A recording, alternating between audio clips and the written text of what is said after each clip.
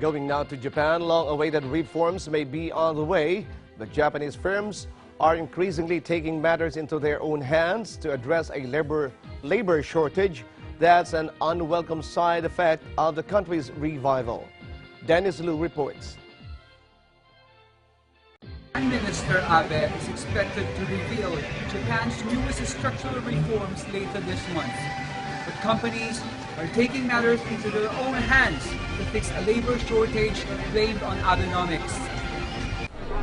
There's no shortage of potential customers in Tokyo's bustling Shibuya district, but this restaurant isn't open for business. The sign on this branch of beef bowl chain Sukiya says it's shut for renovation, but the company's been hit by a growing problem in Japan, labor shortages. Sukiya has had to temporarily shut more than 120 of its shops, partly because it couldn't secure enough part-time workers. Prime Minister Shinzo Abe's aggressive stimulus steps may have brought Japan's economy back to life, but the revival is ironically making things more difficult for companies to attract employees, especially in sectors like retail, service, and construction. Japan's jobs to applicants ratio, which shows the number of jobs available for each job seeker, has jumped to its highest in 8 years. Many blame the tighter job market on Japan's shrinking working age population, which peaked almost 20 years ago. But RBS Securities economist Junko Nishioka says the issues are more structural.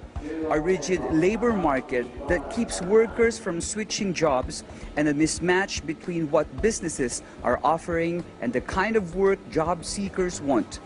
The economic rebound also has a downside in that demand for workers is outstripping supply in some sectors. Prime Minister Shinzo Abe is expected to introduce measures to tackle Japan's labor issues in the latest arrow of his growth strategy to be unveiled later this month. Reforms are likely to take time, so some companies are taking matters into their own hands. Discount retailer Don Quixote has stopped requiring job applicants to submit standard Japanese resume forms, something many find intimidating because of their emphasis on educational and professional background. The company has seen applications soar 5 times since the change. Fast Retailing, which held a job fair last week in Tokyo, has introduced a more flexible employment framework that has reduced the number of working hours for some staff. And it's making 16,000 part-timers full-time staff to encourage them to stay on board, even if that means higher costs.